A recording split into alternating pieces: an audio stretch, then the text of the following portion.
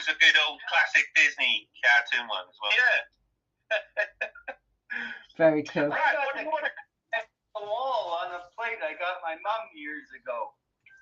And the dancing. What, etc., etc., etc. No Brenner, yeah. Yeah.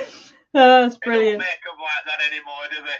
No, they don't. Absolutely not. So what do you want to theme tonight's show, Angie? Or do we just want to go with the obvious? Merry Yulemass. Do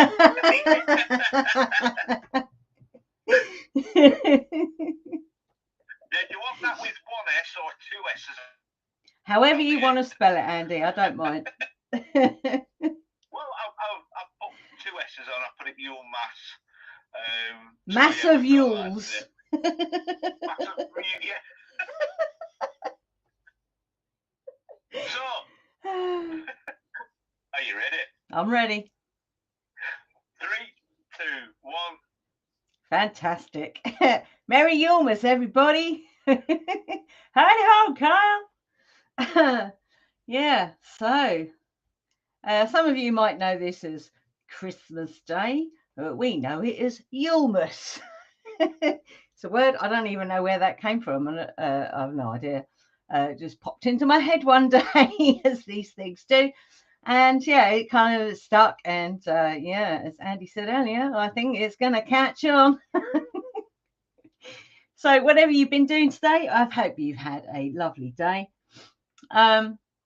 So really, this is just kind of an informal kind of chat. And I'm going to pull some cards because I've got some new decks. So, but before I do that, what's that, Kevin? I just pulled the Hermit from the Dream Craft. Excellent. I love it. So in our calendar, in our kind of pagan-y, witchy alternative calendar, today is known as the light of the world, and that actually goes all the way through to Epiphany. So for me, that indicates the Celtic god Lu, yeah, because he is the All-Father. He represents the sun, and everything that goes with that. So yeah, it's this, and he is, you know, if you think of it as the whole thing with Yule and then midwinter is the rebirth, if you like, of the sun, or the let me get this right, the Oak King returning, or the Wren returning. But it's generally the energy of the return of the light, hence why it's called the light of the world. So yeah, that goes all the way through to, let me just get my calendar here, all the way through to the eve of Epiphany. And I was talking, so we were talking yesterday on the Dismembering Tarot. There's lots of energy you can tap into in January that are around fire and creativity, which will tap into that energy of the growing light, if you like. So we have Epiphany on the 6th, but the eve of Epiphany is the evening in which the Christmas witch Befana comes and delivers toys to those who have been, I'll say good, but you know what I mean. Unless you've been really terrible, and I can actually think of at least one person who's going to get coal in his Christmas stocking, and that's Mr. Dalek, Mr. Dharma, or Keir Starmer. He will definitely be having coal in his stocking from Befana this year. So yeah, that's on the 5th, and then the 6th we have Epiphany, and there are many things you can do around that. One of the things we didn't do it last year because for obvious reasons with Ian's health, but you can do like a hearth cleansing. So it's literally wherever your hearth is. So there could be literally your oven, or it could be, if you have a fireplace, It's sweeping out the old energy. Literally, you're sweeping it from that where the hearth is out of your front door. Yeah, which is a really nice ritual. And then you can ask for blessings from Bafana. There are other things. So there's like there's an Egyptian. I don't have all my big notes around this stuff. But on the 9th of January, there's what's called the Throne of Egypt. So that's a big celebration. For us, that would be Sekhmet, Hathor, Thoth. I think that's probably it in terms of the Egyptian deities that we work with. We have on the, what's that? Oh, that would be the first, I don't actually know if that's on the first full moon of January. That's traditionally in Nordic celebrations. That is Yule, the day of Yule. Yeah. And we have other marking of particular deities. So Danu is the 18th, Discordia, and we can definitely see out there, Discordia, as I joked yesterday, she has a massive mop going. She's mopping up all the chaos out there to bring it into some kind of creative order. So that's in January as well. Late Yule ends on the 21st of January. And then we have, now somewhere, where is it? It's not on here for some reason. I don't know why. But we also have, let me just do it as a week. Let's see. Because I know there are some other, let me just get this. Sorry. It's on my big calendar, so I don't use this very often. But there is also, where is it? January, it's not on there. For some reason, it's not on this big calendar. But we have, let me think, we have there's a celebration of Ishtar. And there's also what's called Uphelia, which is a Nordic Scandinavian fire celebration. The festival of Ishtar is also a fire celebration because she is a goddess of the sun and the underworld, but that's a different story. Just cut the sun. Yes, Kevin, thank you. So Uphelia is a fire ritual in which you use the rune Sol. You charge it, and we usually light a fire in our little cauldron indoors, which is, I don't know, I've always seen it as a little bit hairy because it can be a little bit uncontrollable. But you don't have to do it out indoors, you can do it outside. And basically you charge this rune, so you can draw it on, I've got one, I think I've still got it downstairs, because it hangs over your front door. So basically, if anything comes through that threshold that is a little dense, let's say, it gets kind of shaken up, let's put it that way, by the energy of this rune, which you charge with the fire in the cauldron. And it's quite amazing. Just be careful you don't set off your smoke alarms, because it can do that. So yeah, that's just a little bit about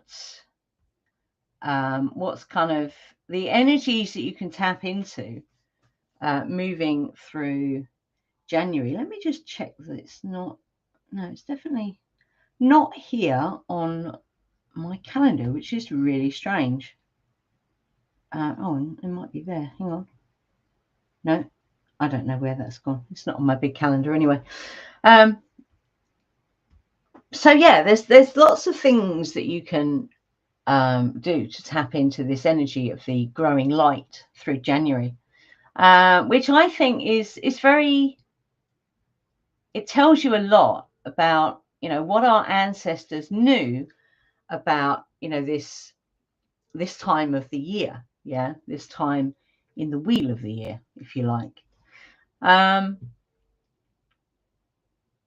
I don't know, it just always is fascinating that they knew so much that has, you know, by most people, it's been forgotten. Yeah. Although I was watching a video yesterday. This is really interesting because we were having this conversation yesterday about changing. How do you change the perceived traditions of what people call Christmas? Yeah, and that whole, you know, that whole time. And it's all to do with, you know, what you do. So it's always going to come from you. Yeah.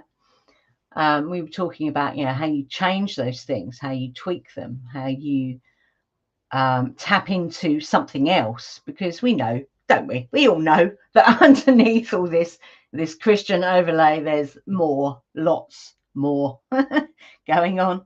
So I was watching a video yesterday by it's a really cool channel on YouTube called the Resurrectionists, and this lady, she kind of does deep dives into nursery rhymes, folklore, fairy tales, all that kind of thing.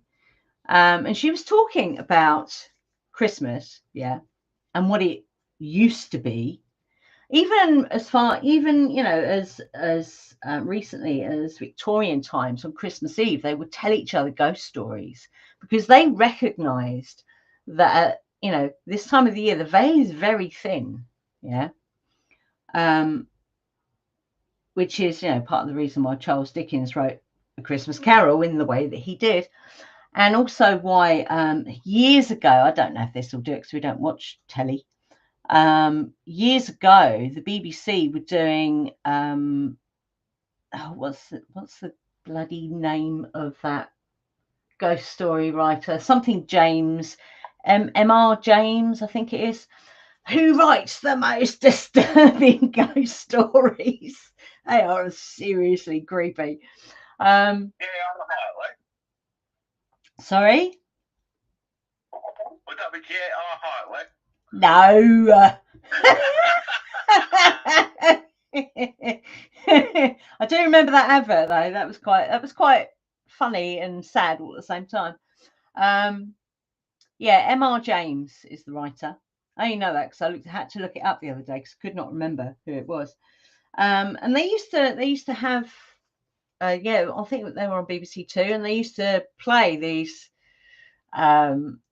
renditions of these ghost stories around Christmas. So, you know, there was, you know, and that's just as early ago as Victorian times, you know, so it goes further back. And in this video I was watching the other day, this lady was talking about there are little villages and towns across the UK who still enact some of these very, very, very old pagan traditions. One of them involves a horse skull that goes around chasing people, and they hinge it in such a way that the teeth snap. It's like, whoa, that actually sounds pretty scary, actually. But things like, you know, going walking in the woods at the dead of night on Christmas Eve, you know, and when I say woods, I don't just mean your local woods. I mean, like, as far out as you can get, you know, where you can't hear or see anything or anyone. And it was said that, you know, if you did that, you would come back changed. So, you know, all these things, tapping into, you know, this whole energy around this season, yeah, around this period of time, that these things have come, they are coming back. They're here. They are on this little tiny island. Yeah, they are here. And that, for me, I mean, we all know that, you know, paganism is on the rise. We know that. Yeah, we know that people are fed up with organized religions.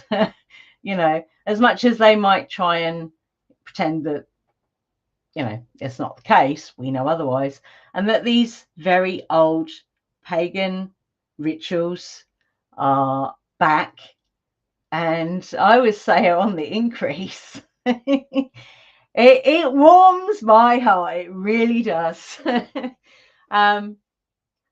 You know, not saying that some of them weren't already still here, like the wreath on the front door, for example. Baubles on your tree. They were known as witch balls. And I have to question the name of them, though, because the word witch is quite a recent thing. It's not an old thing. But they were to... Which balls are those, Auntie? Sorry. That's okay.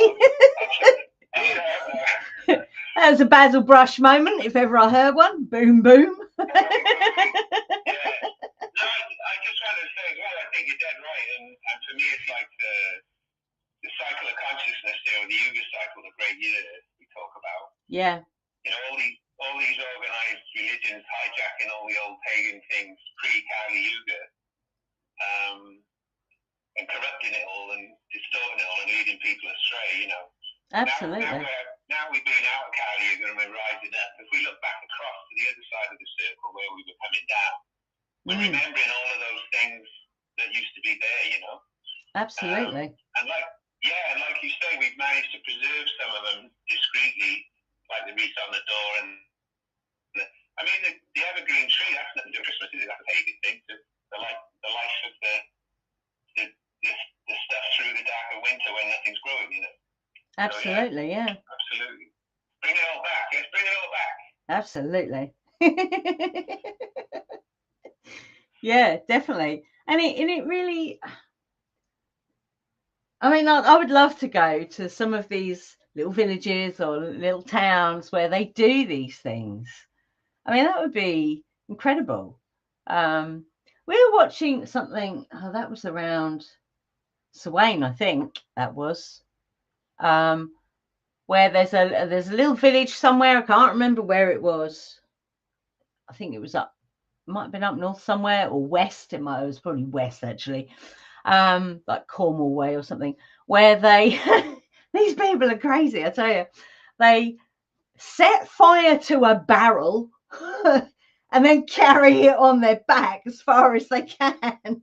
And it's kind of passed between people until it basically disintegrates. That's a fire festival if ever I've heard of one. But again, that's what they mean. Is that what they mean when they say backfire, then? Yeah. Literally. These people, they obviously wear, they're not wearing nylon or anything when they do it. Well, that'd be a big mess. But terrible mess. Yeah. But I think it's amazing that there are these places on this tiny little island that still practice, these amazing things that link us directly into what's happening in nature, and as I always say, and I'm always saying this, she is what's that? No, go on, Mandy. Sorry, I'll say in a minute. No, I was just going to say, nature, she is our biggest teacher. You've only got to look at, what's happening out there. And what I find interesting is it's never the same from one year to the next. I've already seen bulbs coming up. Yeah. I've seen forsythia in bloom. It's like, well, there's something going on here, clearly. So she's, she is quite,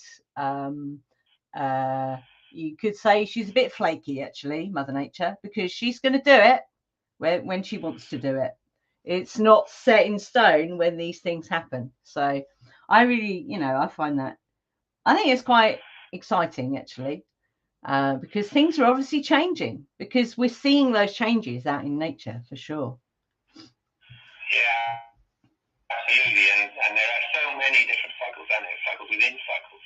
Yeah. That just because you think, 20 years ago it wasn't like this, well, because we're in a cycle. And, if you look at all these scientific cycles that they've measured of ice ages and stuff, they happen over vast periods of time, and we're in a kind of mini ice age now, aren't we? Actually, so because there's ice on the polar caps. So yeah, nature is just cycles within cycles, and it varies all the time. And then we go, oh, hang on, what's going on here? That never used to be like that. But we're talking about such a small fraction of the time in the cycle that we don't really see the big picture. Absolutely. Yeah, and it's that. What you were saying about the stuff on the island being remembered. Also in Europe, I used to have a German girlfriend, and from like around Frankfurt area, from Samhain to Ilk, you know, the darkest, what I call the winter of light, the darkest time of the year. They have carnival, so they have a ceremony, and they have like, you know, games and rituals and gatherings and stuff at Samhain for the start of carnival. And then at the end of carnival in Imbolc, they have another load of festivals to celebrate the end of the darkest days and the return of the light, you know. So yeah, it's all over the place. It's not, people haven't forgotten these things just because of organized religion and stuff, have they? Which is great. Absolutely. Yeah. And Mardi Gras in New Orleans, you know, same thing. Yeah. Okay, yeah. That's very cool. So we talk about cycles, but what it really is spirals. It's I remember doing a show on this. It was last year, wasn't it? And spirals are in everything. So essentially what it is, it's a spiraling in and then out. So it's like it is everything breathing, which is what creates the spiral, which, yeah, I mean, that's pure magic right there. So yeah, I'm going to open it up if anyone wants to kind of share what they've been experiencing through this, you know, from Samhain to Yule, to midwinter through Yule. Anybody? Well, as the years pass by and I get older, this time of year just becomes more of a hibernating, feet up, don't bother me period of time. But 20 years ago, 30 years ago, it was party time. Yes. It was like, you know, we would let the alcohol flow, let the party streamers pop, let merriment extrude from every orifice, and we, you know, let's have fun party time. But now it's like, I've done that, thank you very much. But now I'm in this other phase, this other cycle, this other spiral of now, where I'm chilling out, relaxing, dog, fire, Bailey's in my coffee. Yeah, you're much more in tune with the energy of the season now, aren't you, Andy? Whereas when we were younger and we were partying, we were really going against the sort of seasonal energy in a lot of ways. Yeah, exactly. Yeah. Yeah, and nature saying to you, chill out, reflect, calm down, rest, you know, reflect, and yeah, absolutely, man. Yeah, it's weird, isn't it? It's like, and I've wondered, you know, I wondered this quite early on actually. It's like, why is it on Christmas Day, yeah, it's like a race to be the most drunk before 11 o'clock. But if you do that any other day of the year, then you're an alcoholic.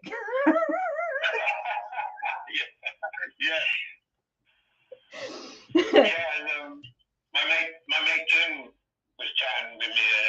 We were swapping voicemails earlier, and he said yesterday a woman walked past my house, and I saw her out the window, and I waved, and she just ignored me and walked on. And he said today the same woman came past, and it's Christmas Day, and I waved out the window, and she said Merry Christmas. And he said I guarantee tomorrow she'll walk past again and won't even look at me. You know, it's really weird, isn't it?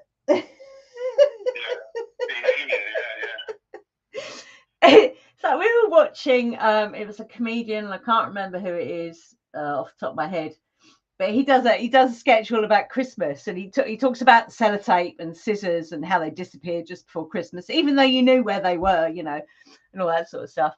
But he's like, on Christmas Day, it's like you go out for a walk with your dog, and there's another person walking with their dog, and you go, oh wow, you're out walking your dog on Christmas Day. It's like it's very strange. And for the first time, actually, I woke up this morning and I didn't have that.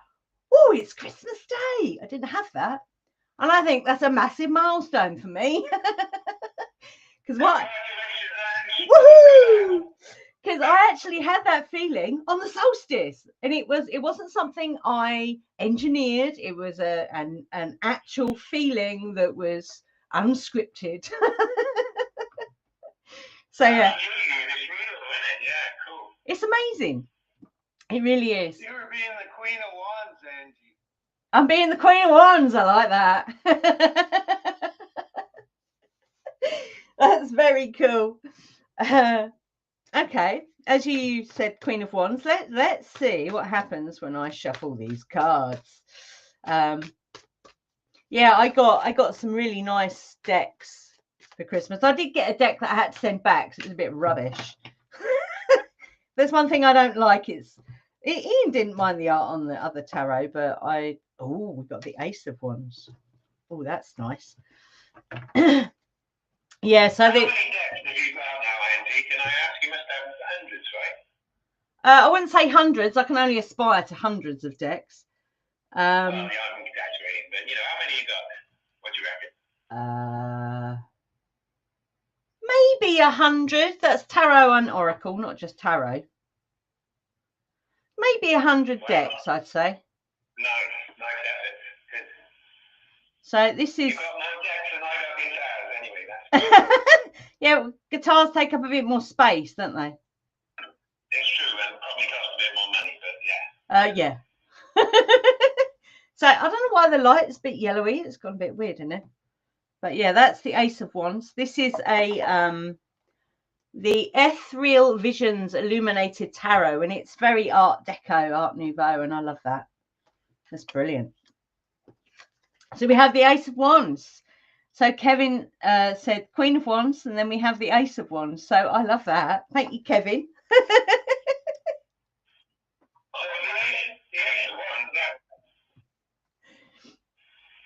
Ace of Wands, that represents Aries equinox, as far as I'm aware, in the correspondence between the tarot and the astrology. Okay.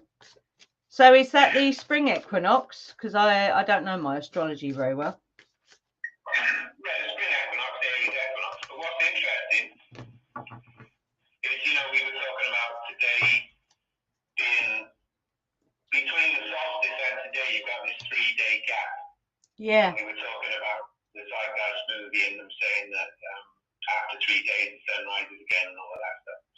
I was saying that those 3 days are symbolic of the 3 months of winter between the solstice and the equinox, when the sun crosses the equator and rises into the northern hemisphere again, and the days get longer than the night.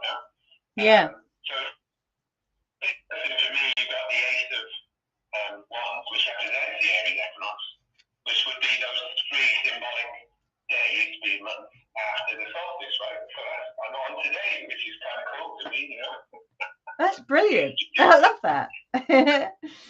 And then I have what's that? The 6 of Cups, which is really cool.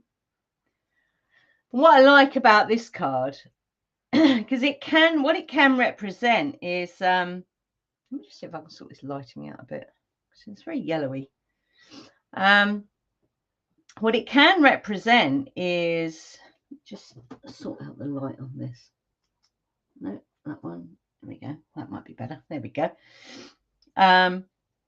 What the 6 of Cups can represent is memories, like nostalgia, which kind of is an energy around this time, because with their storytelling, our ancestors, that is, storytelling, sharing memories.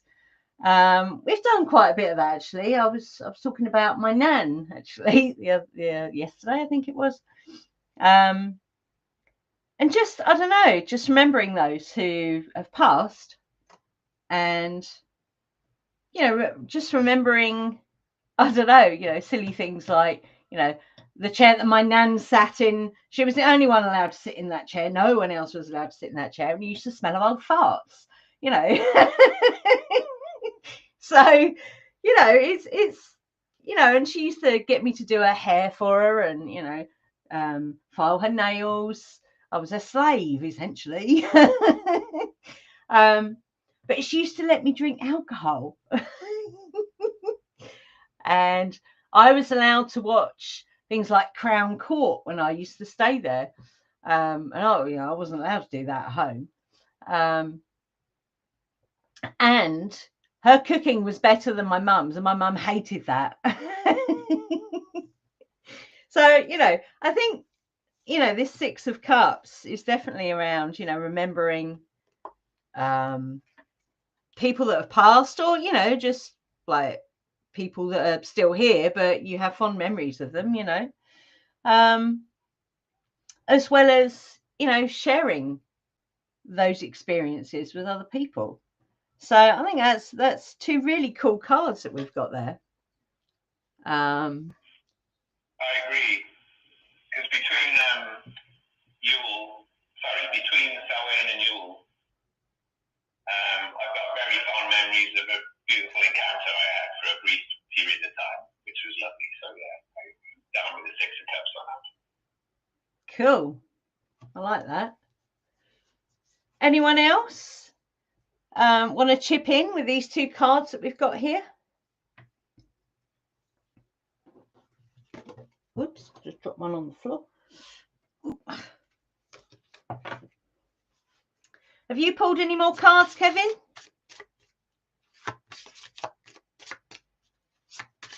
It's all gone quiet. I dropped 3 in just before yours whilst I was listening to you talking. Okay. These fell out. These were the ones that fell out of while I was shuffling. So the first was Mirror, then Tranquil Stream, and then Sword, which sends the message of stay grounded in the present moment, let go of worries and find tranquility, and harness your inner strength and courage to overcome challenges. Oh, wow. And a lot of people are very challenged with these, you know, with the darker nights. Personally, I love them. You know, I enjoyed going out. We did a short walk today because we've got a very busy day tomorrow with grandchildren. So yeah, we did a very short walk today because otherwise Ian can get very tired. And I really enjoyed that. It was freezing cold. Very windy, but I thoroughly enjoyed it. But I really enjoy the dark evenings, and I think that's a nice memory I have from when I was junior school age, I think that was. And my mum would be out of work, and we'd have to go to a childminder after school, me and my brother. But before my mum passed a driving test, she used to cycle everywhere. So she used to pick us up from the childminders, and we would walk back home this time of the year.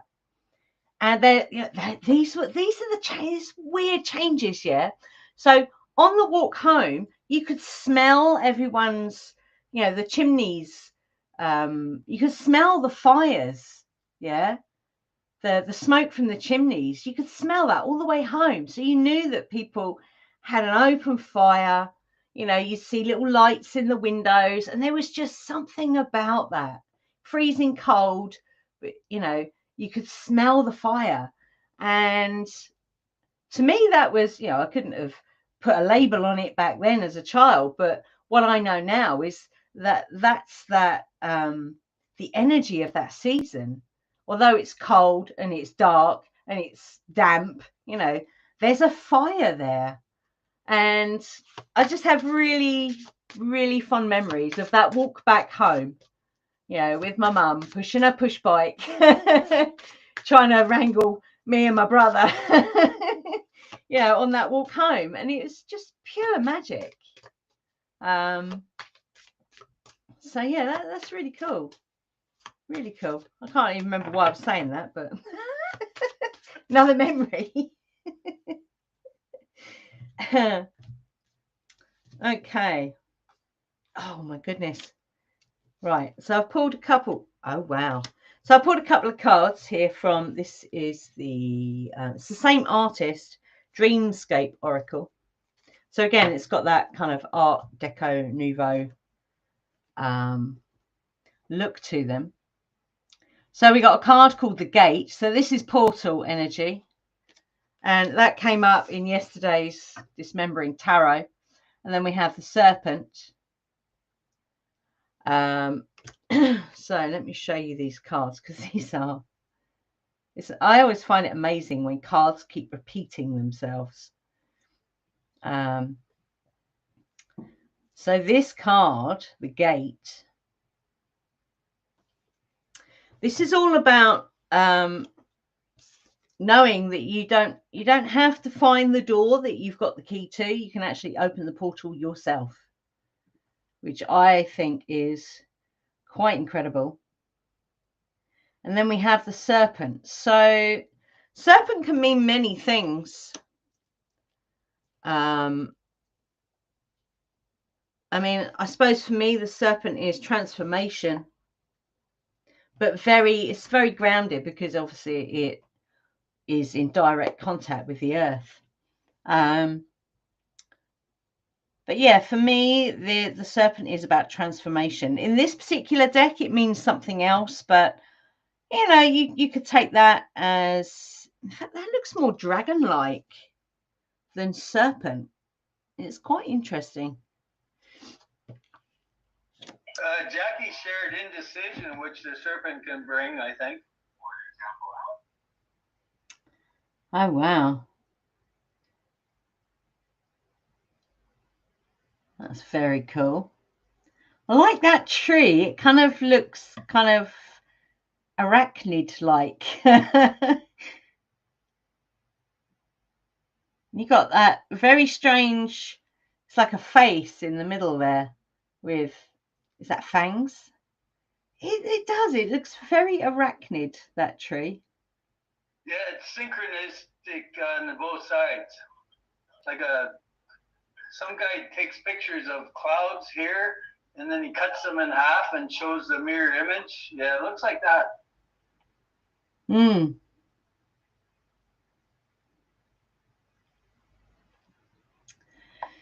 So yeah, that's a bit like not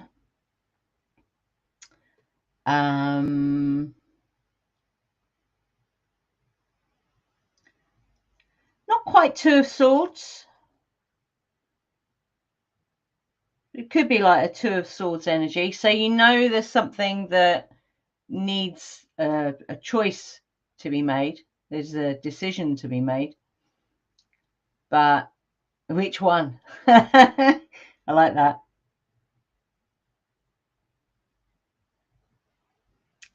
And then what have we got there? Which path to follow, right? So Litmus, did those cards come up reversed, or are they just upside down from the camera?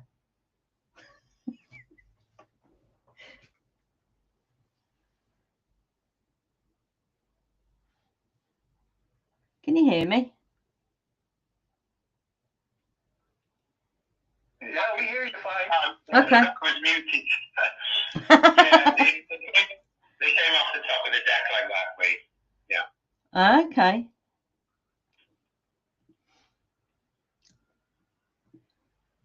Go on then. What does that indicate for you? So I'm trying to look at it upside down. Well, the Five of Swords. The primary principle is defeat. But if it's reversed. But if it's reversed, the indications of the card, it says remain the same. Hidden dangers may arise if the querent persists. Retreat and heal your wounds. Yes. Okay. And the Eight of Wands. Is that an 8 or a 10? That's an 8, isn't it? Yeah. Yeah, the Eight of Wands. So that's usually something happening very quickly. And that's fire energy. Activation. Progress. My little book here says activation. Yeah. So yeah, it says if it's reversed, circumstances are forcing the person to act even though it is against his or her natural instincts. Impulsiveness may lead to very unpleasant circumstances. There's also the possibility that too much energy is being utilized for too small a reward. The Queen should watch his or her energy levels and make sure that vitality and creativity impulses are not being wasted. There goes. Consistent message here. Okay. And then the Ten of Wands. Yeah, oppression. So they're all really positive then. But it is reversed again. They're all reversed. Yeah, the person is able to accomplish anything he or she wishes to do, but such success may not have any deep meaning or significance in their life. And that could be because it's fire energy. It could burn quick, and then if that was a Pentacles reverse, no, if that was a Ten of Pentacles upright, I'd say that the first two cards were kind of cancelled out. Not cancelled out, but there was a more positive full stop on the end of that sentence, if that makes sense. But the Ten of Wands traditionally is like upright.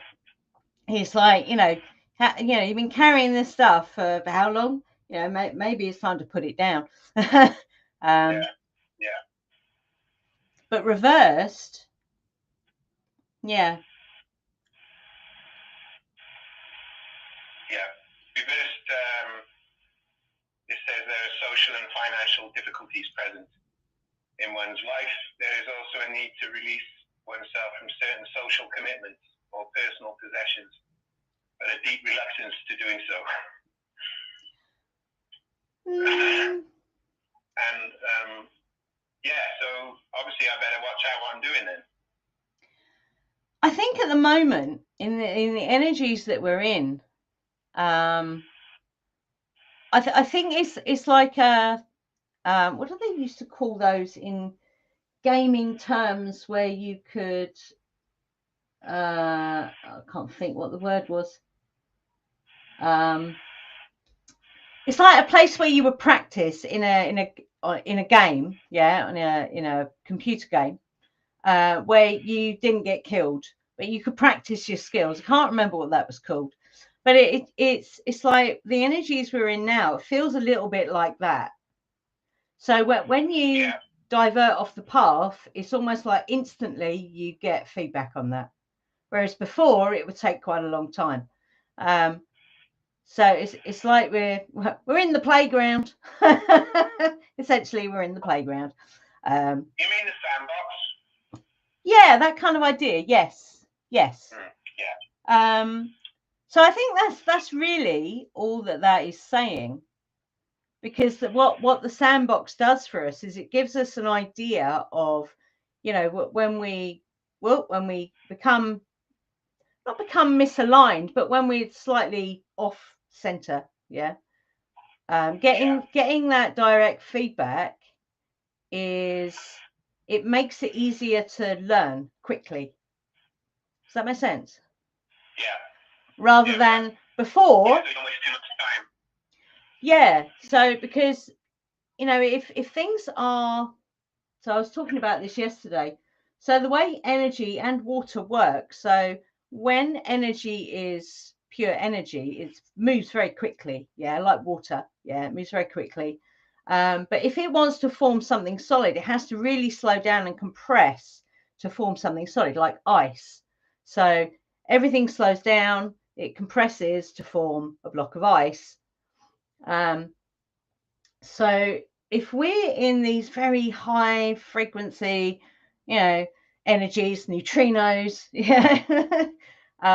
it's really handy to learn quicker, what what an outcome is when we are slightly off center, I would say, rather than, you know, I don't know about all you guys, but I mean, we've been on this journey, myself and Ian together, since 2011, and we were on that path separately before that, and you know, that's many years of not getting any real direct feedback quickly, if that makes sense. It would take a long time to get feedback on something, whereas now it's happening quicker. So I think, you know, if we're in the sandbox at the moment and we're learning, you know, well, okay, so I need to stay on this track if I want to get to where I want to get to. I think I think that's what those cards are saying. So it's not, I wouldn't say well, there's no such thing as positive or negative anyway. It's just how you interpret. So that would be my interpretation, that because it's quite unusual for all three cards to come reversed, I would say. I don't know if that makes any sense. Yeah, it could have been. No, it's very reassuring, Angie. That's okay. Because I've been doing stuff with the major arcana, I had the major arcana separated out. Yeah.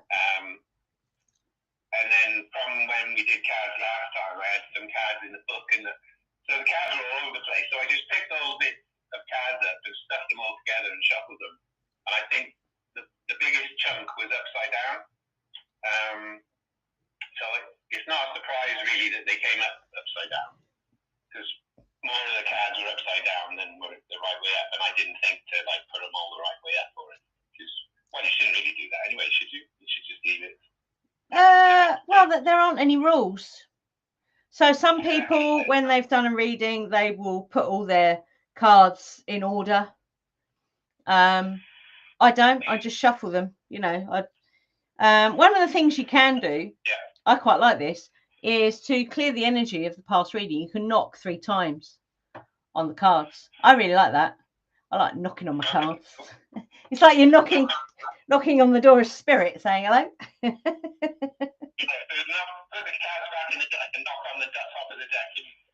Yeah, and yeah, I would always shuffle them as well. Yeah. Yeah. I mean, what you said makes sense as well in terms of the speed of manifestation, because I've generally found, since I've been on a much better path, things manifest much quicker than they used to, if they ever did at all, you know? Yeah, absolutely. Yeah, I agree with you on that. And the other thing I've found is that you get a similar life experience come to you, but instead of it being like 4 years, it's 2 months or something, you know? Yeah.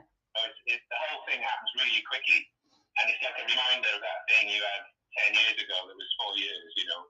But this time it's 2 months, but have you learned the lessons from the last time, you know? Yeah. Yeah, so that's justice card. Oh, I love that. That's very cool. That's it. As we're talking about what we've just been talking about, Kevin pulls the justice card. Yay! Oh my goodness, that's so cool. And don't forget as well that the minor arcana, that's kind of like the details. So the major is like the big picture, the minor is the little details. So if that was 3 major arcana reversed that were, you know, that could be, yeah, basically.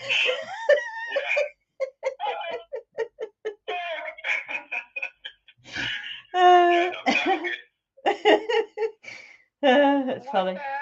But I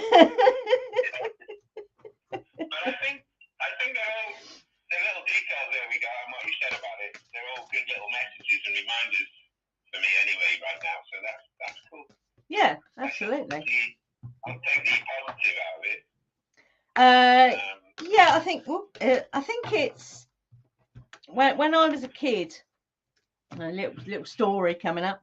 When I was a kid, me and my brother used to hate each other, and we would fight over the silliest things, like, you know, brushing our teeth at the same sink was impossible because we hated each other so much.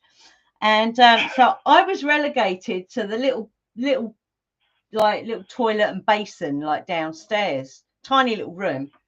And little girl's room. yeah, it was my little room. And I at first I hated it, yeah, because there were spiders, and it wasn't particularly warm, and it was a very small room, and there were coats hanging up in there and umbrellas, yeah. But eventually I kind of grew to like it because it was, my brother wouldn't go in there. It's like fantastic. So I would sit there sometimes, and there was an umbrella that was placed there, and on this umbrella it said, every cloud has a silver lining. And I used to sit there and ponder that. I was a bit of a ponderer as a child. Someone's got music. Oh, that was me, sorry. Oh, that's okay. I was putting a little music to the background accompaniment. To the story. So Thank you. Maybe it's too flashy, That's okay. Lovely. That's okay. Sorry, Carry on. Angie. Hi, Angie. Hello. Yes, carry on. If it's not annoying, I will carry on. That's all right, carry on. Yeah, so I used to ponder that a lot, that saying, every cloud has a silver lining. And I used to think, well, how is that applicable here in the situation I was in as a child? But, over the years, you learn to extract, a bit like a diamond out of coal. You learn to extract these things. What did I learn from that? And I think that's, I'm not going to say it's important, but I think if you can get something, some gem out of, a piece of coal, then that's fantastic. That's what I say. Yeah. So extracting the gold threads out of those cards, because it's always, what's at the root of that, and the golden thread of co-entanglement. There you go. Thank you, Kevin. I like that.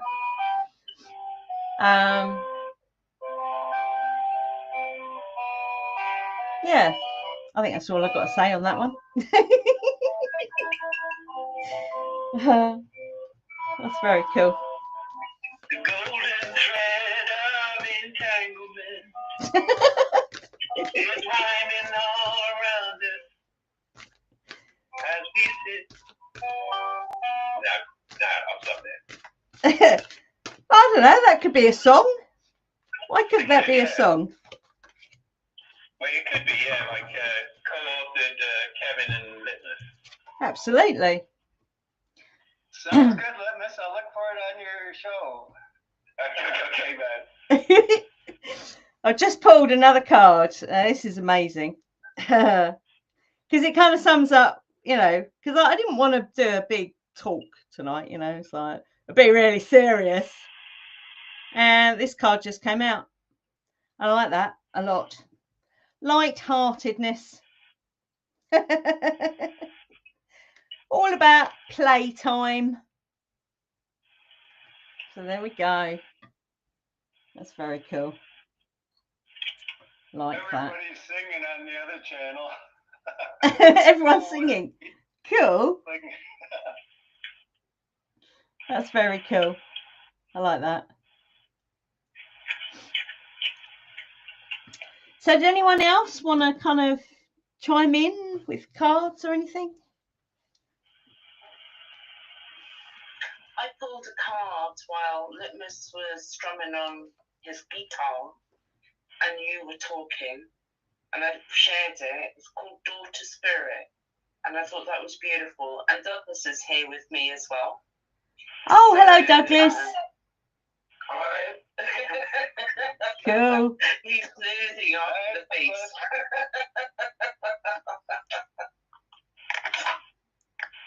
Yeah, that's an amazing card, isn't it? I've been bragging about you, Douglas, and your divining abilities. I find them fascinating. If you don't get yourself in trouble. I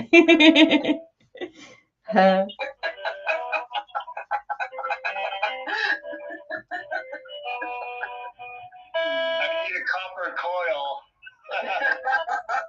A big one, Kevin, a big one.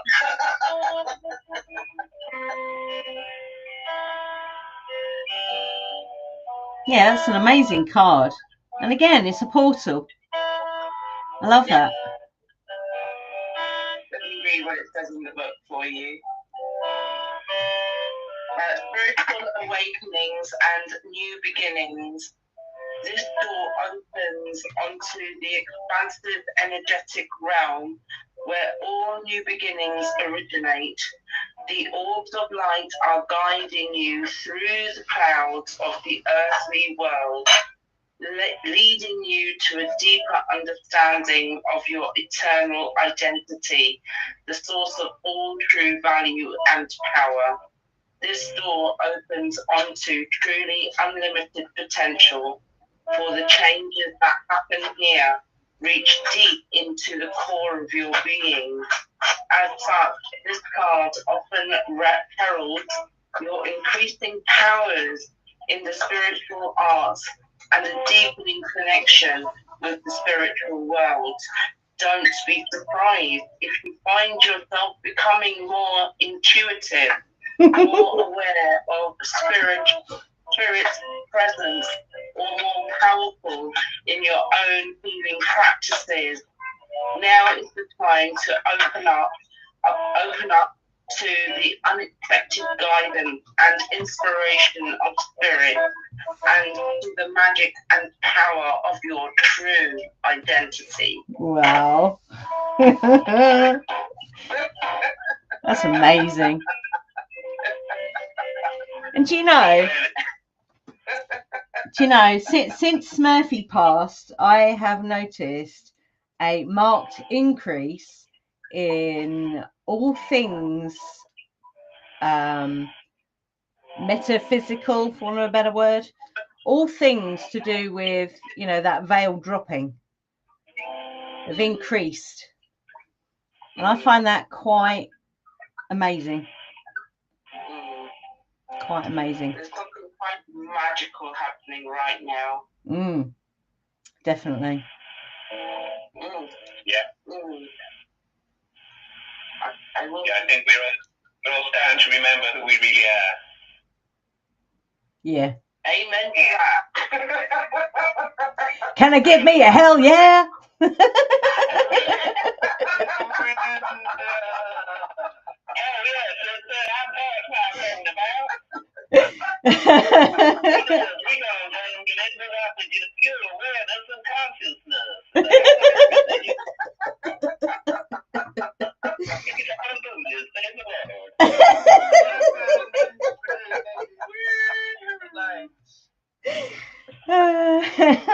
That's funny. I like that. That's very cool.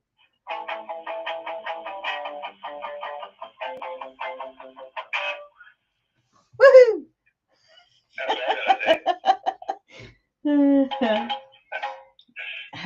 Wait, bongos. You say bongos or bonkers? Someone was playing bongos. I got a little bongo right in front of me. Right? Nice, man. Cool. Well, maybe we'll have to do a show where we do a live jam, you know, all across the airwaves. Yeah. Yeah. Yeah. Cool. But not in the middle of Angie's show. That's all right. I said it was informal. Yeah, that's good. I hate formal things, don't you? I have only ever been to one formal thing. A friend of mine who had very wealthy parents. It was her 21st party, and it was in this. It was a very old, like Tudor, proper old house, yeah, with all these people. Whoa, whoa, whoa, whoa, you know, that lot. And oh my god, me and my friends we stuck out like sore thumbs, and it was painful. Sorry. No, this is the Ascot lot. You know, the Ascot lot who, you know, find it hilarious.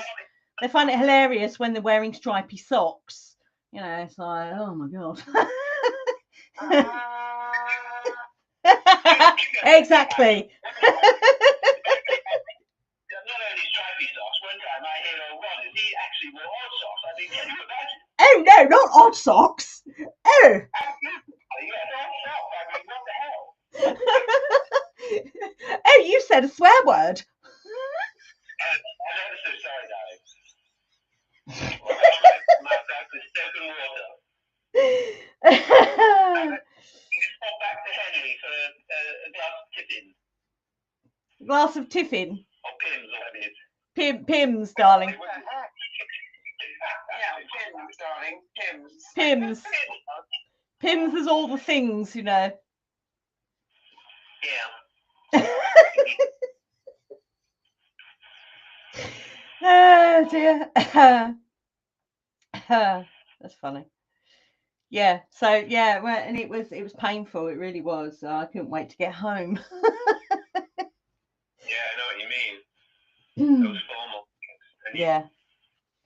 everyone's supposed to dress a certain way and not say certain things and use the right knife and fork and all this kind of shit, you know. Yeah. Yeah. It's like, not fun. Yeah. The monkey suit off. Yeah.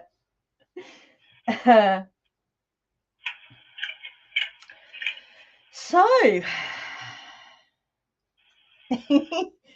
I don't know if you want to stop the recording, Andy. It's 7. Oh, we've gone over time here.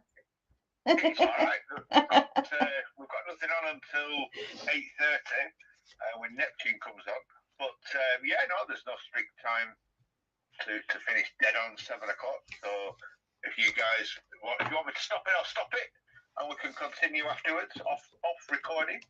But just very, very quickly, listening to what you were just saying, then it struck me. I wonder if those people that we're taking the mickey out of, pardon that phrase for any Irish people out there, I wonder if they do it in reverse. I wonder if the highfalutin, Henley Regatta lot, I wonder if they, when in an informal setting like this, and they're all talking like that, oh yes, what? I wonder if they do, hey, a kiss on against what Fred said.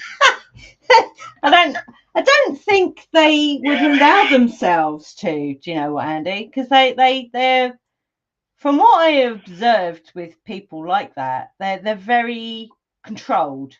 They're very controlled. So they wouldn't allow themselves to have fun in that way. This is true. Yeah. In that way. I can see that. But yeah, it was just a humorous thought.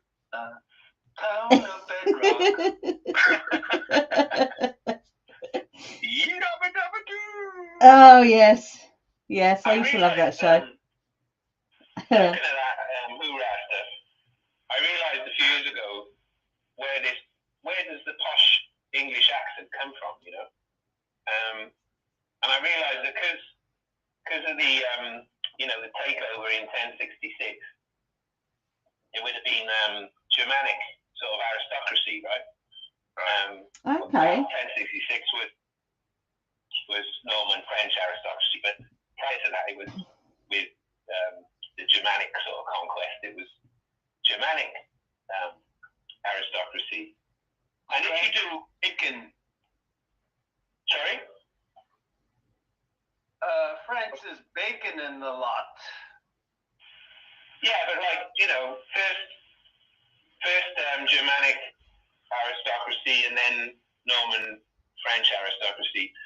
So if you do the German accent like this, I would word like this, it's very quickly formed into a sail chap. It's very similar. Oh wow.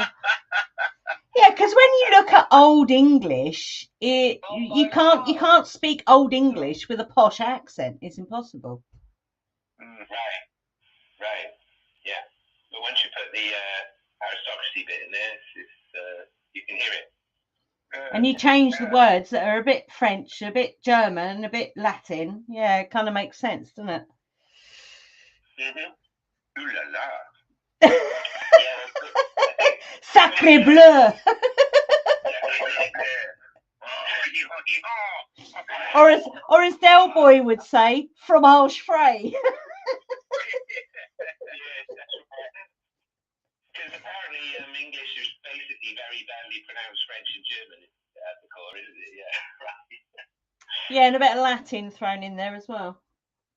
Yeah, we've got so many French words intermingled and German references throughout the English language. It is a mishmash of it all. It is. Yeah, it's like a mongrel language, isn't it? So you got a bit of Norwegian in there as well, from the sort of Danish and Danish kind of side of things, Scandinavian stuff. Yeah. And the Latin coming through the French, of course. Yeah. So yeah, right. It's an economic language these days. So it is, and it continuously changes. New words are added literally every day. That's what's fascinating about the English language, I have to say.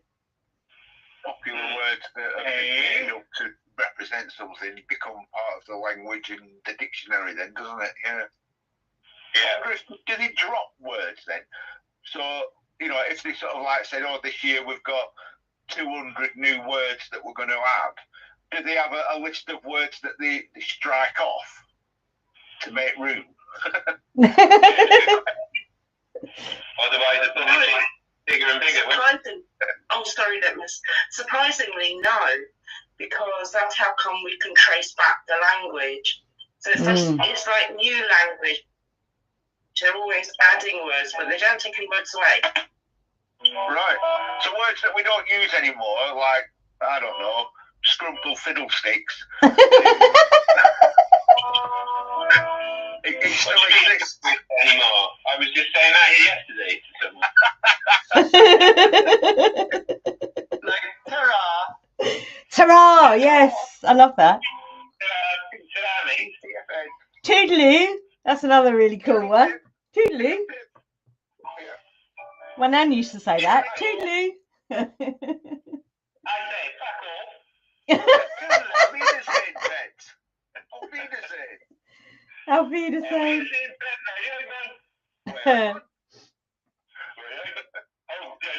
Ein Prosit.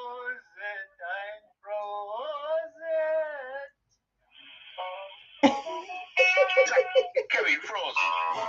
I don't know. Oh dear. Very good.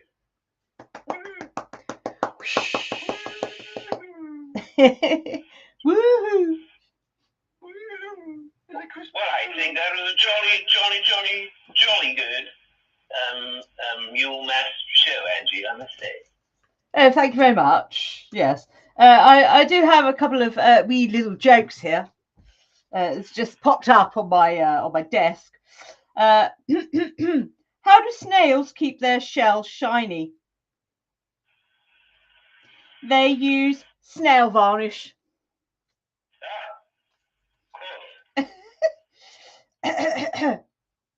How do snowmen travel around? By icicle. Really bad Well, they were out of a cracker. You should put these in the pandemic chat, Andy. It'd be perfect.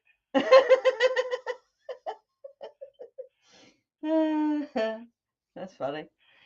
What's the third one then? What's the third one?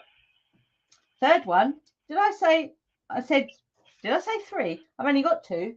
Oh, I thought you said you had three. Sorry. Oh, I do have another joke.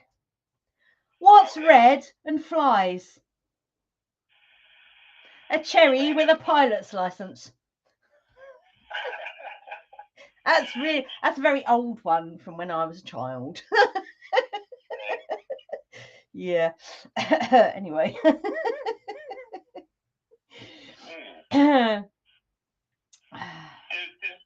Does anyone remember the royal family, like the show, the comedy show, the royal family? Yes. Yeah. So you had like Barb, the wife, Barbara, and anyone? Anthony, I think, was the kid's name. Yes. Like the dog's body, and then what was the guy? What was his name? The guy in it? Jim. Jim, that's right. Yeah. Jim Riddle. Yeah. So he'd say, Jim would say, "Oh, put your coat on, Bab," and she'd say, "Oh, are you taking me to the pub with you, Jim?" And he said, "No, but I'm going to turn the heating off while I'm out, and I don't want you to get cold." So I thought of a pun the other day related to the royal family, if I may share. Yeah, go ahead. And so Jim says to Anthony, what drugs would you think of if your mum had been gnawing at your rodent? And he said, "I don't know, Dad." And he said, "Bab bit your ass."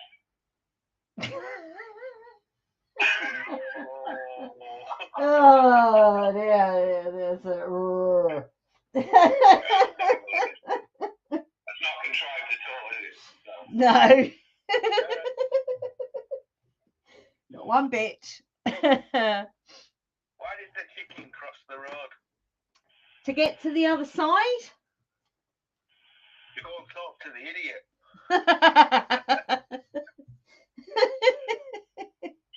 Knock, knock. Who's there? It's the chicken, you fucking idiot.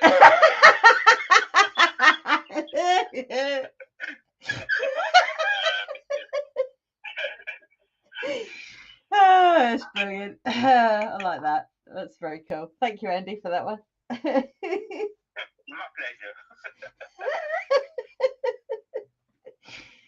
I'll have to share that on the chat, Andy, the other chat.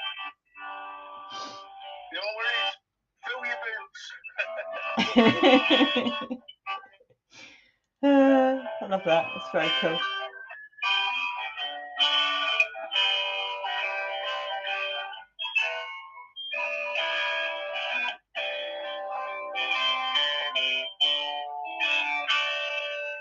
Wish you all a merry Yulemass, whatever you're doing tonight.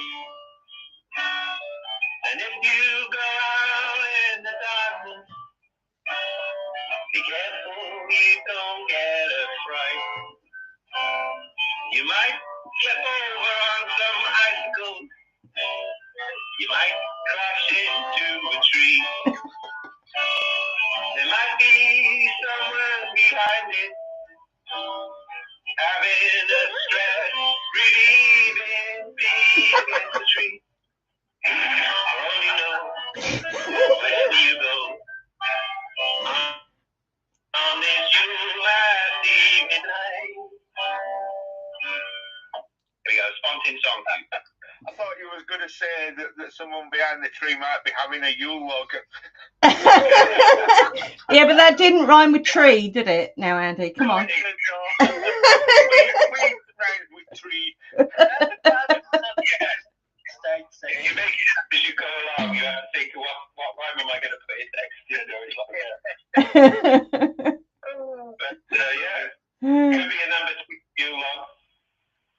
Number 2 Yule log. Oh, dear. Yeah, there's the log book for all the logs. Yeah, the tree could have been covered in fog. Fog rhymes with log, so they work that in there. X marks the spot.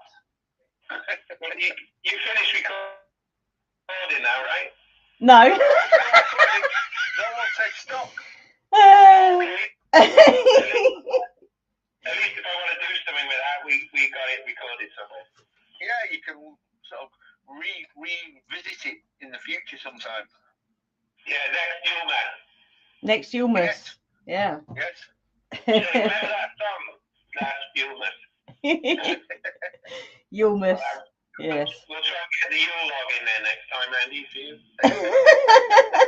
I've got a Dead cock washer. oh no, I forgot about Oh that. dear. That's funny. Well, folks. Gone for a wee behind the tree. Gone for a wee beyond the tree.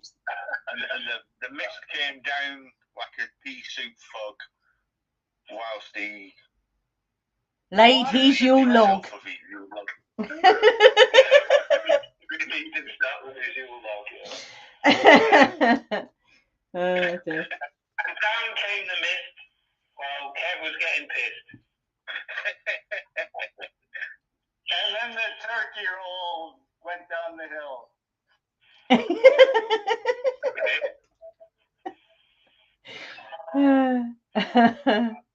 Is that frozen turkey? Oh, a frozen turkey wouldn't roll down the hill, it would bounce. Ah, okay. I'm not au fait with turkeys frozen. Jump.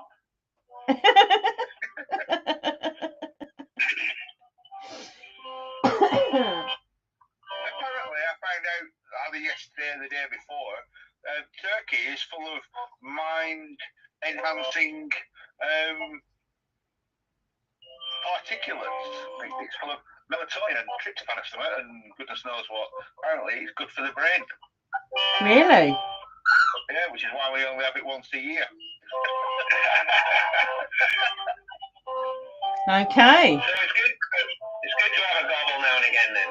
Oh, a good gobble's all right every now and again, once a year. Good. They have it for Thanksgiving as well, so they get 2 gobbles a year. That's right. Quite close Yep. to each other, and then nothing for months. Like being married. Yeah.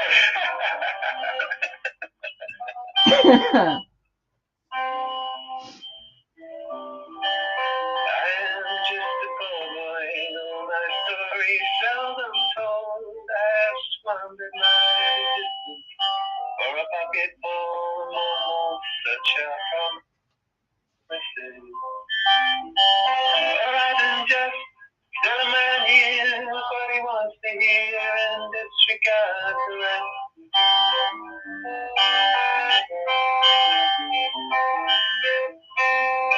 When I left my home and family, I was no more than a boy in the company of strangers in a quiet railway station, running scared. Laying low, seeking out the quarters where the ragged people go, looking for places only they would know. All together now. La la la. La la la la la la.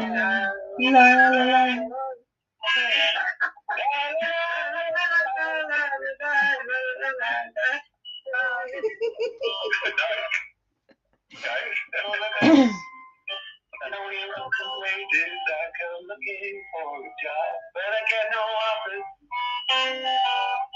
Just to come on from the hers on 7th Avenue. I do declare there were times when I was so lonesome I took some comfort there. All together now. La la la. La la la la la la la la. La la la la.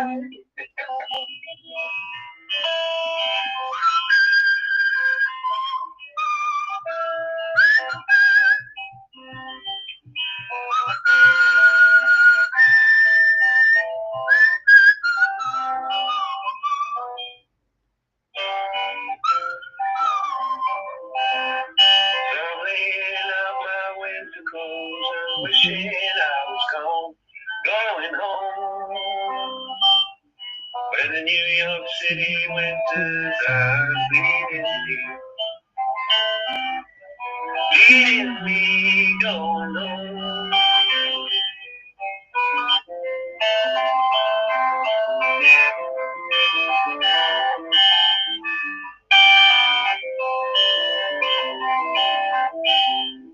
In the clearing stands a boxer and a fighter by his trade, and he carries a reminder of every blow that laid him down, won't get until he cried out in his anger and his shame, I am leaving, but the fight still remains. I am leaving, but the fight still remains. Sing it one more time now. La la la la la la la la la la la la. La la la la la la la la la. La la la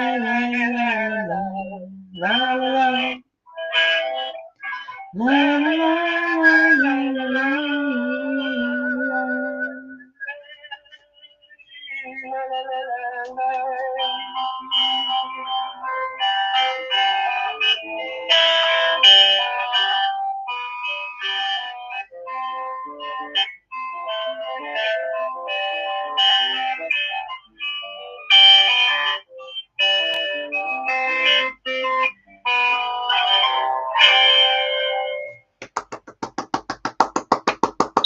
Yulemass, well done, my friend. Well done.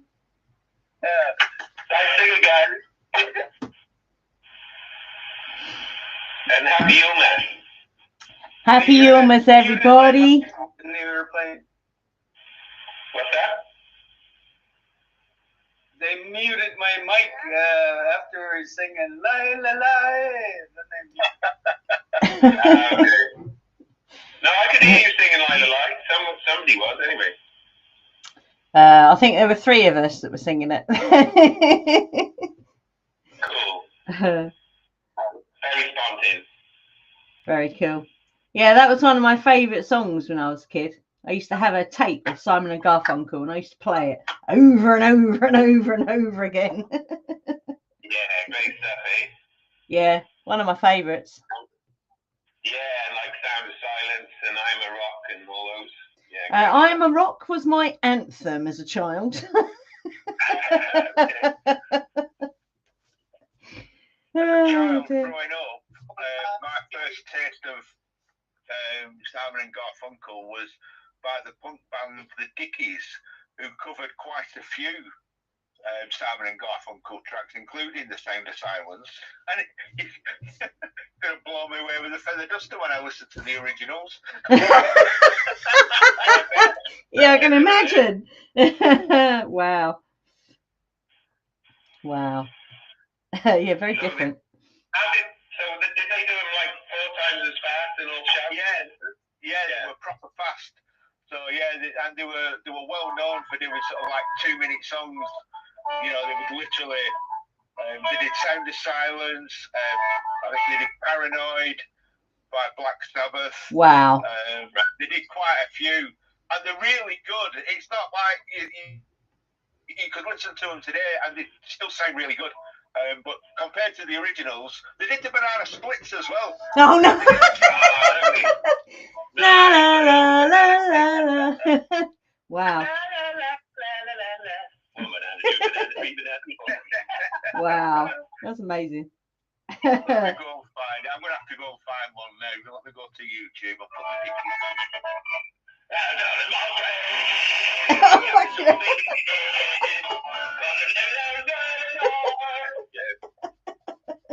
Okay. Maybe something like that. Maybe. Oh, I hate adverts. Take the adverts off. Come on. Oh, bloody adverts do my head in. They really do. You should try Odyssey. Because you can download from Odyssey and there's no adverts. You might be able to find what you're looking for music-wise there. Or try Huh? Let me see what else I can find.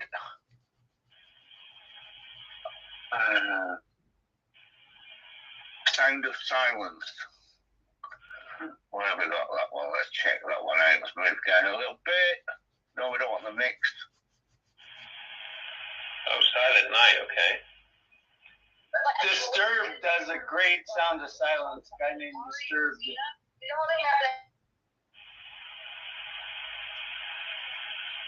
There's a couple. You've got the Sound of Silence, and you've got. In fact, I'll tell you what. My favourite one is Paranoid. So let me just see if I can find Paranoid. Oh, that's a wicked tune. Is that Tobias?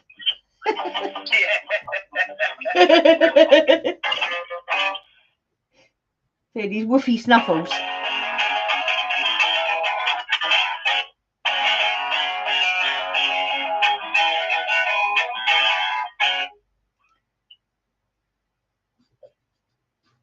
Right, there you go. You got three of the best from the Dickies. I'll have a look at those later. That'll be interesting. Cool, man. 1979. Great year. Wow. Yeah. Wow. Some amazing stuff came out around about that time, and set a trend that has never been matched since, I don't think. Yeah, man. Yeah, I don't even know what the thing that they call music these days. I have no clue who these people are anymore. And as for the music, well, it's not music. I don't even know what it is. Yeah, well, you know, it's interesting you say that, Ange, because I heard a guy talking about this online. And he said now, because so much is formulated and produced by machines or AI or whatever, Yeah. they tend to use the same basic four-chord sequence, you know, this most standard basic four-chord sequence you could ever use kind of thing.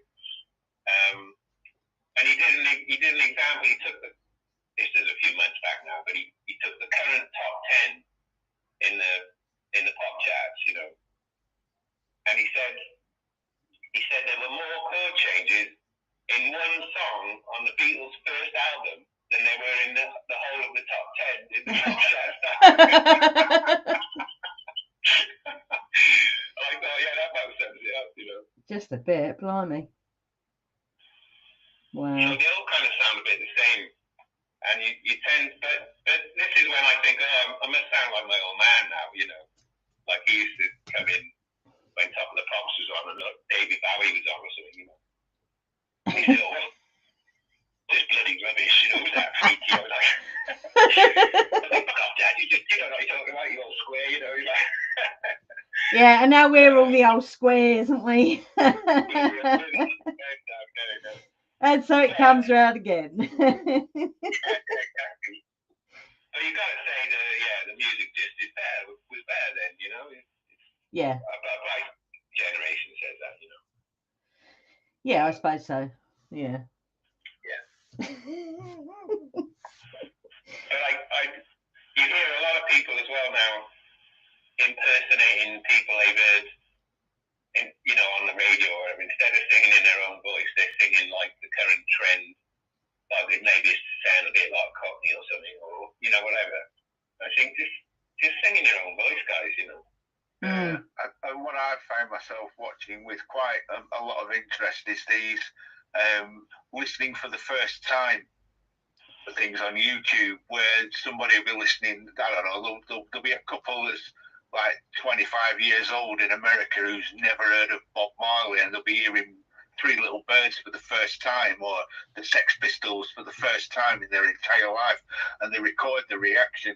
I really do like watching these types of little videos on YouTube. They're very interesting. Yeah, it's great. Yeah, we watched one of the guy never heard of ELO.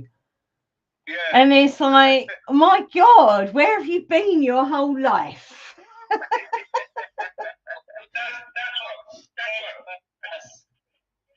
And you know, they've just done a farewell tour. They were still going up until this year when they did a farewell tour. Can you believe that? It's amazing. I thought that's what people around Andy's way said to each other in the street when they saw each other. Hello. Hey, hello. How are they? Hello, take off, eh? Dear. Yeah, I think music, because it's all auto tuning and it's not written by people anymore. You know, it's really weird, the music now, and even art's gone a bit like that now as well. It's quite strange, the world. Hey, I happen to agree. Well,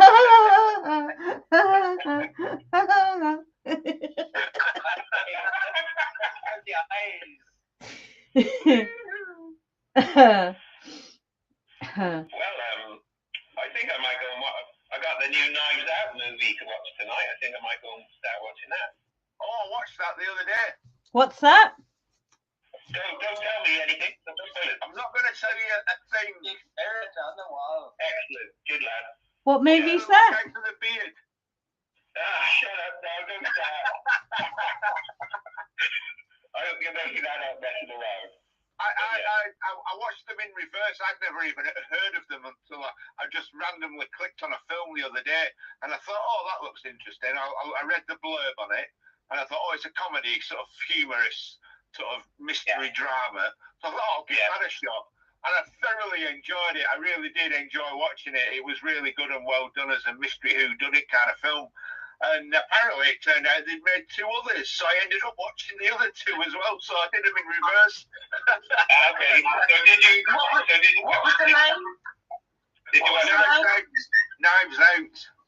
Knives Out. The first Was it good? one's called Knives Out.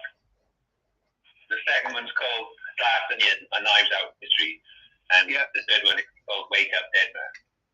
Yeah. Oh. You watched We were going to watch Blazing Saddles. Okay. Oh no, sorry. We were going to watch The Life of Brian. That's good every 6 months or so, in it, Life of Brian. The Life of Brian is brilliant. Douglas hasn't watched it for ages, so we're going to watch that. Wow. What's the sign? The Holy God. We are all individuals. Blessed all the cheesemakers. It's the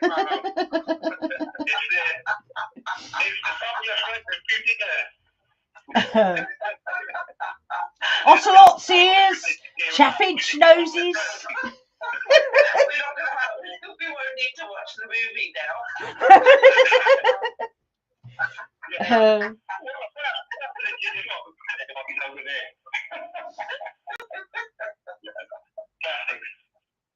Yeah, definitely. And that movie was bankrolled by George Harrison, no less. Of course, you may well make it was. Good on you, George. Yeah, he was a good lad. He was a good lad, yeah. Bless him. With all his Indian mysticism and his sitar, introduced to popular music. I've got one of his albums from the Hare Krishna place on vinyl, and it's amazing. It really is. Just incredible.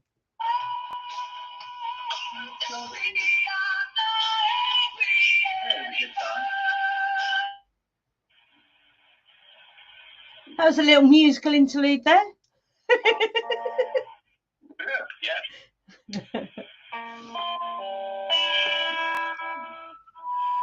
Oh, Pink Floyd. So distinctive, aren't they? They really are. Yeah. I don't know about now, but those old albums certainly were.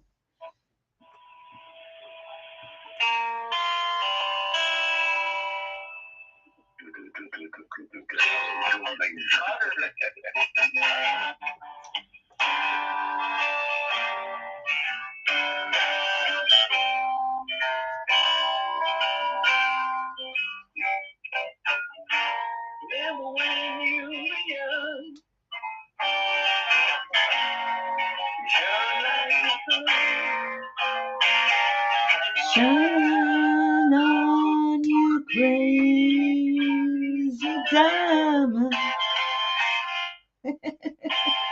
Wow. Anyway, we'll be here all night. There's an aeroplane up in the sky. was that? I see Billy on the clouds. Oh, you sounded like Walter then. Have you left Kansas far behind, Kevin? Somewhere over the rainbow. Indeed. Just click your heels 3 times, Kevin. Yeah. Otto, I saw the end of a rainbow.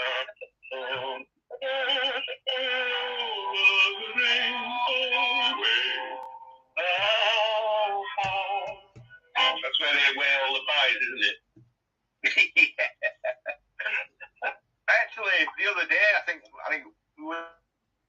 yesterday, I shared my all-time favourite song, number 1. And if I had to put a number 1 song in my list, it would have to be Eva Cassidy's rendition of Over the Rainbow. Even when you're sad, it makes you sadder. When you're happy, it makes you happier. And when you're happy, it can make you sad. And when you're sad, it can make you happy. It's just one of them songs for me that just, hits that sweet spot every time. Good to know, man. She's got a great voice. Oh, absolutely. And I only ever discovered her after she died. And I'd never heard of it ever before, and it was just really freaky how it all came about. It was a few years ago now, but yeah, I just fell in love with the way that she sang it, and the power and the passion, and just the way she did it. It was just amazing. There's a big Hawaiian guy who did that song. Yeah, he did. Yeah, he did do a version himself. That one, yeah, he's dead as well now. So what's the message here? Don't record that song or you might die. You be brown bread, Dave. Leave the song alone. Right, well, on that somber note, I'll stop the recording. And have you got, just to wind up the recording for your show, a few final Yulemass words of wisdom? When you said wind up the recording, I'm thinking, yeah, bloody recording. You're bloody useless. Recording, you are no good. There you go. There's a way to wind up the recording. Sorry, guys. No, I stopped it right there. That was perfect. Right, wind up, Ange. Oh no.